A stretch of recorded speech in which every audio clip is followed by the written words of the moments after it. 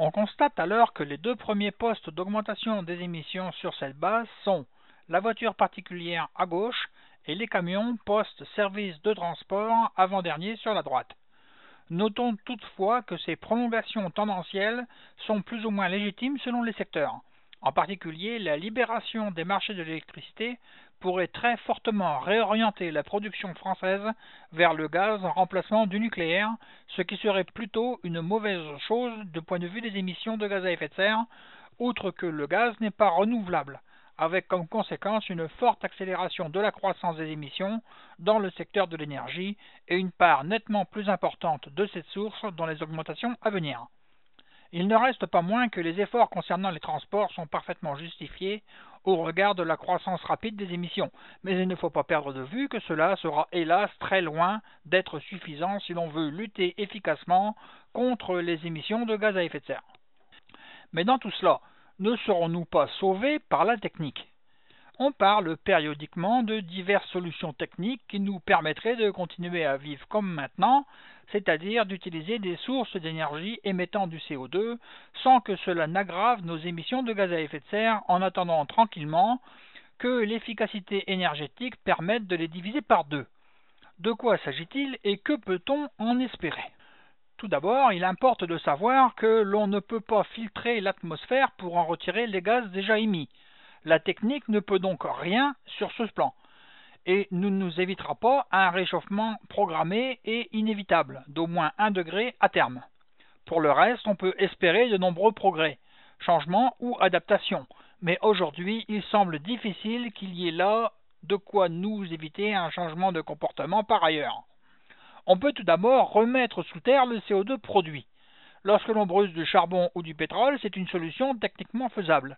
Mais en ce qui concerne la production d'électricité et les grosses usines, ce qui laisse de côté 50% des émissions de CO2 et toutes les émissions d'autres gaz à effet de serre. En outre, c'est un dispositif qui ne sera pas installé en quelques années sur chaque source d'émissions éligible, du moins pas avec la gestion des priorités que nous avons actuellement. On peut améliorer l'efficacité énergétique, cela signifie que l'on obtient le même service en brûlant moins de combustible. Mais aussi surprenant que cela pourra sembler, cela ne conduit pas nécessairement à des économies si une contrainte sur la consommation globale n'est pas mise en place en même temps. Par exemple, les progrès faits en 15 ans sur les moteurs de voitures, de 1985 à 2000, ont été complètement annulés par le fait que les gens ont ajouté dans l'intervalle des voitures plus puissantes et pourvues de plus en plus d'accessoires, la climatisation notamment, qui consomme de l'énergie. Le résultat est que, entre 1985 et 2000, la consommation moyenne d'un véhicule neuf vendu en France n'a pas sensiblement diminué.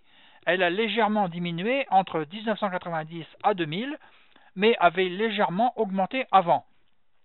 Ici, les chiffres pour le Canada sont assez flagrants. Le taux de 4x4 et le taux de gros véhicules est assez impressionnant, merci.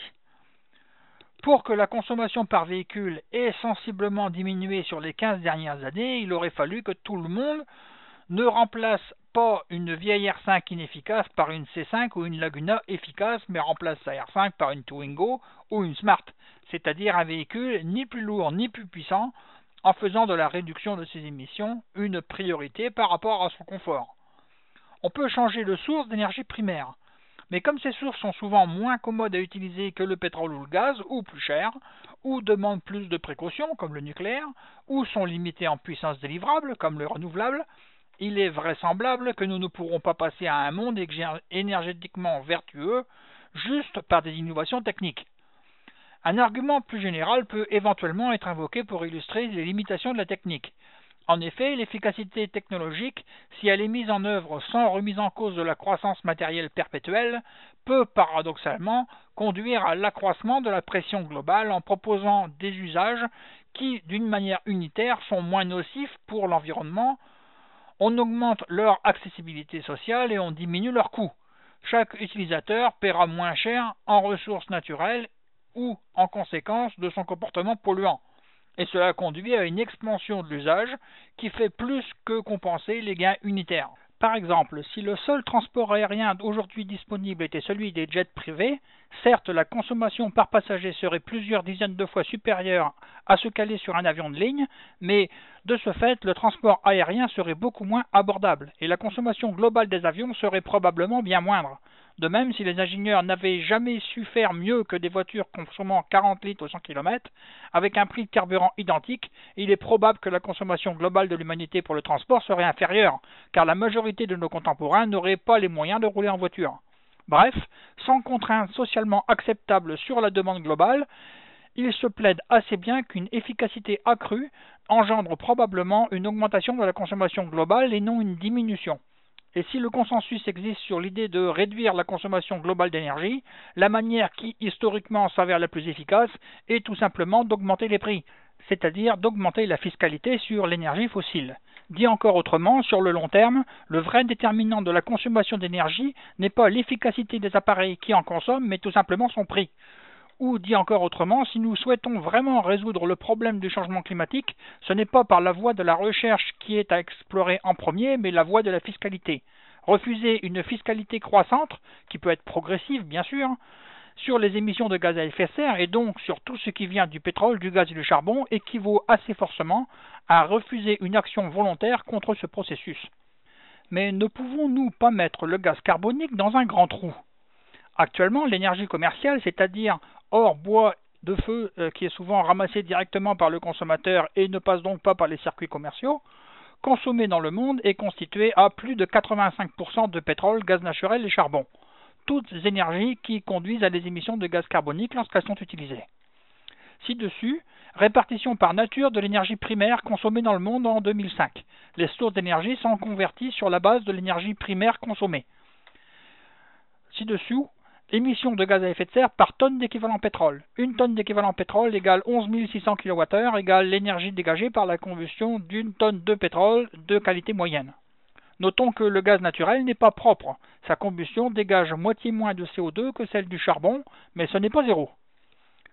Par ailleurs, si nous voulons arrêter d'enrichir l'atmosphère en gaz carbonique, il faut diviser les émissions mondiales de ce gaz par 2 au moins, et cela vient des conclusions des physiciens. Comment pouvons-nous y parvenir ? Nous pouvons diviser la consommation d'énergie fossile par 2 en remplaçant la moitié par des économies d'énergie et ou des renouvelables et ou du nucléaire. L'autre solution, c'est nous continuons à consommer des énergies fossiles, mais nous nous débrouillons pour ne plus envoyer de CO2 qui en résulte dans l'atmosphère. Et cette opération fait l'objet de la présente page. Il y a aussi l'éventualité d'accélérer le fonctionnement des puits naturels de gaz carbonique, dont il est traité sur une autre page. Bien sûr, nous pouvons aussi combiner les trois marges de manœuvre. Incidemment, notons que diminuer la consommation d'énergie, tout le monde en a entendu parler, mais tout le monde n'a peut-être pas compris ce que ça signifiait. En effet, en première approximation, moins consommer d'énergie fossile, ou pas, c'est moins utiliser d'énergie pour se chauffer et avoir des logements plus petits et ou bioclimatiques. Moins utiliser d'énergie pour se déplacer, et notamment beaucoup moins d'avions et beaucoup moins de voitures, avoir moins d'électroménagers et d'ascenseurs, et enfin moins consommer de produits manufacturés. Mais revenons à la séquestration du CO2. De quoi s'agit-il exactement ? En pratique, cette séquestration recouvre les opérations suivantes. Lorsque l'on brûle un combustible fossile, on fait passer les gaz issus de leur combustion dans un dispositif qui capture le CO2. En général, les gaz échappements sont injectés dans un liquide où le CO2 va se dissoudre. Puis, le liquide, avec le CO2 dissous, est transposé dans un appareil où le CO2 est récupéré. Ce CO2 est alors compressé puis injecté, éventuellement après avoir été transporté par une espèce de gazoduc dans le sous-sol. Les réceptacles possibles doivent avoir la propriété de ne pas laisser le CO2 repartir vers l'atmosphère ensuite. Il peut s'agir d'anciennes mines de sel hermétiquement closes, de nappes aquifères, salines profondes. Il s'agit donc de nappes phréatiques d'un genre particulier où l'eau est salée et où le CO2 est dissous dans l'eau. D'anciens réservoirs de pétrole ou de gaz naturel. Dans ce cas, le CO2 peut même servir à expulser le pétrole restant. Et dans les mines de charbon dont la mise en production n'est pas envisagée, où il absorberait à la place du méthane. Ou plus généralement, de n'importe quel réservoir géologique étanche, car le but du jeu est bien évidemment que le CO2 ne ressorte plus ensuite. Diagramme illustrant les diverses possibilités théoriques de séquestration. Séquestration de pompage ne signifie pas station d'épuration de l'atmosphère. Il s'agit juste d'un endroit où le CO2 est injecté en sous-sol. Quels sont donc les avantages de ce procédé?